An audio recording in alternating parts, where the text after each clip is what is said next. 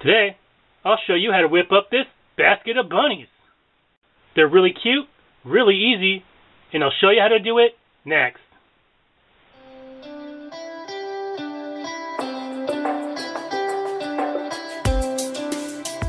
The things that you're going to need to make these fabric bunnies are some scrap fabric.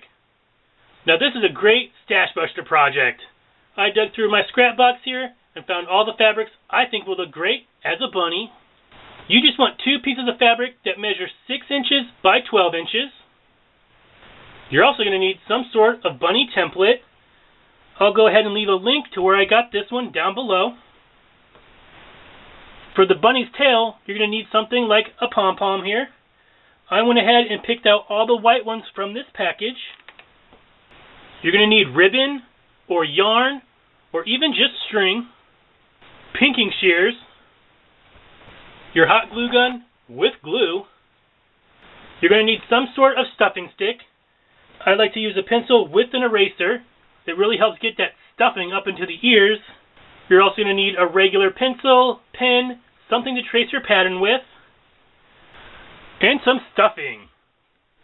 I got this bag of polyfill at the Goodwill for 99 cents.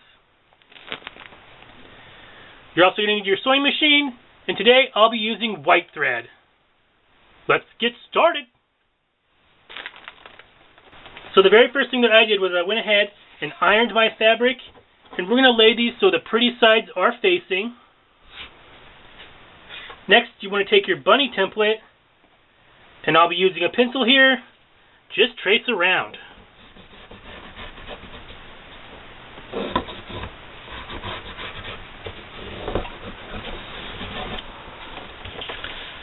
Just like that.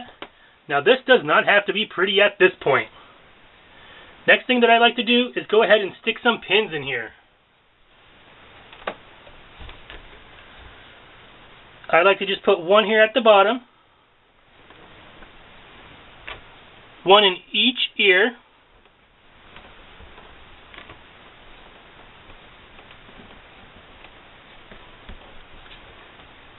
one in the head, and 2 on the sides here.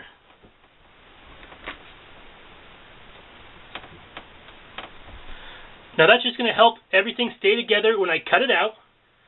So the next thing that I'm going to do is take my pinking shears and I'm going to cut right along the line, cutting out my rabbit shape.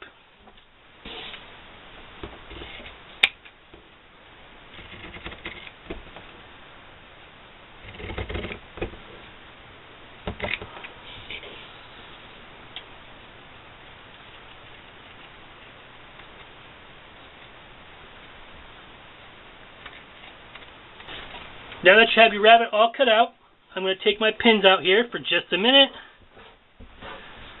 And now I'm going to put these wrong sides together.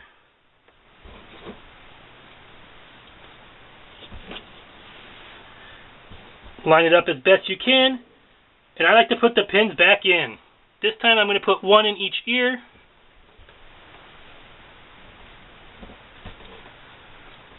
One in the head here.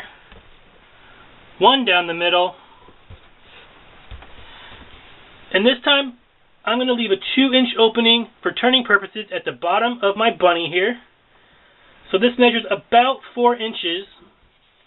So I'm going to come in 1 inch, put a pin, come in another inch, and put a pin.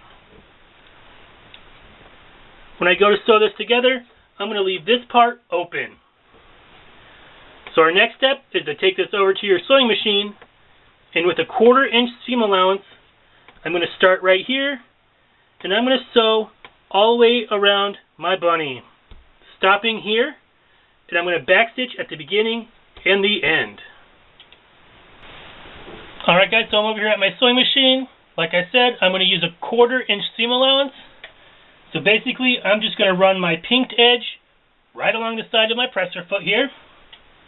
I'm going to backstitch here in the beginning, remove my pin,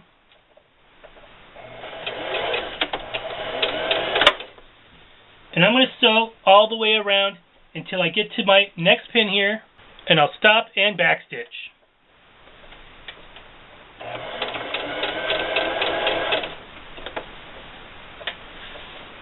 Anytime you come up to a corner, you just want to stop with your needle down, raise your press a foot, and spin your project.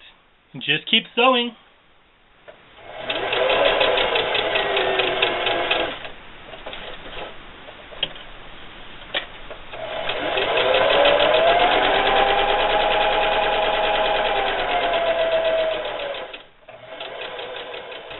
Alright guys, so I came to my first ear here. So I'm just going to take out this pin, and just to help me know when to turn for this peak here at the bottom of the ears, I'm going to stick my pin right in the middle there. Just like that. Now I'm going to continue to sew up this ear.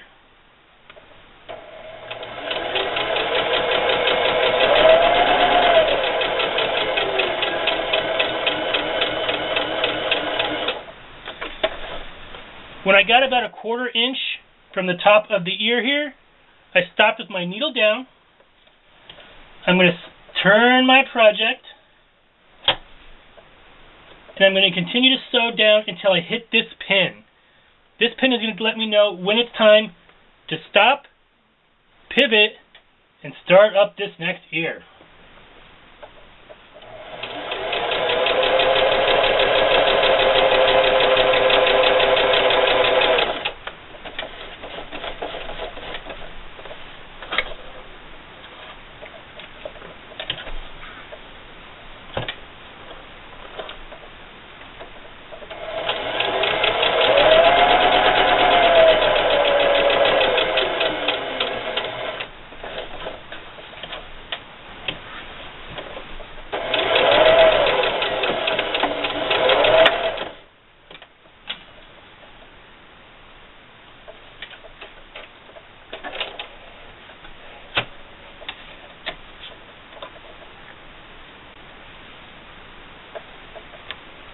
Alright guys, it should look something like this.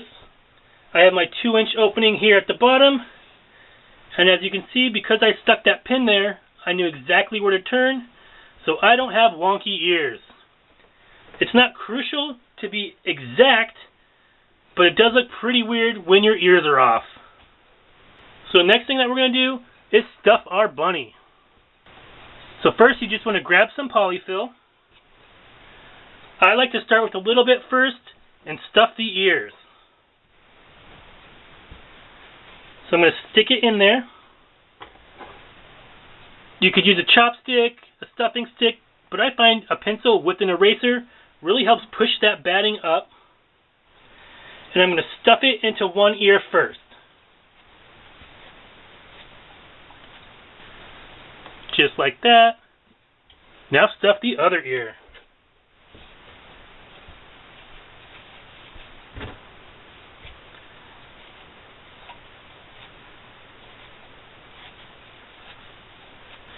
Now how firm you want this to be is totally up to you, but I suggest getting the ears pretty firm.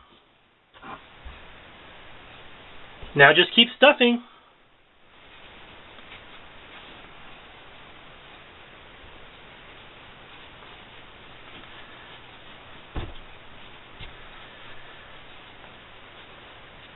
Alright guys, I have my bunny all stuffed here, and for the body here, I like to overstuff it and leave this bottom part unstuffed. That makes it a lot easier to sew up this little gap here at the bottom, and then you can just squeeze your stuffing into place. Alright guys, so our next step is I'm going to take this back over to my sewing machine, and starting from this back stitch, I'm going to start and back stitch, and I'm going to sew closed my opening, stopping at this other back stitch and back stitch. Alright guys, so I have my opening closed here. So now you just want to squish your bunny and make sure all that extra stuffing gets down into his legs here. Just like that. Now the next thing that you're going to want to do is grab a piece of ribbon. I'm just going to tie a bow around his neck here.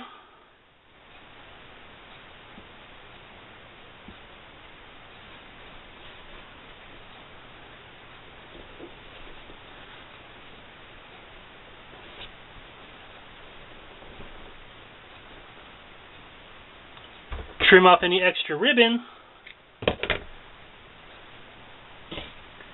And finally, I'm just going to glue a pom-pom on the back here for his little tail.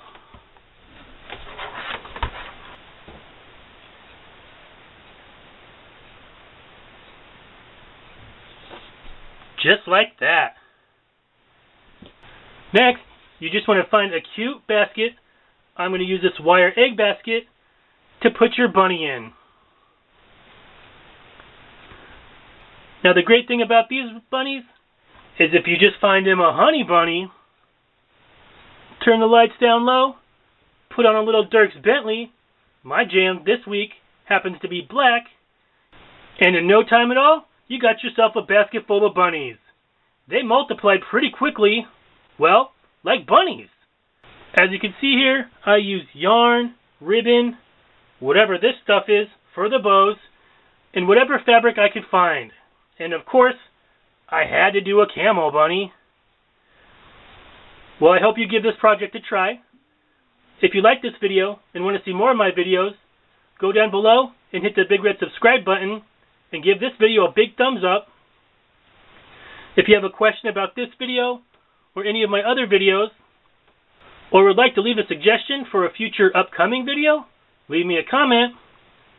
Feel free to share this video across your social medias. And as always, thanks for watching. Happy Easter, and I'll see you next time.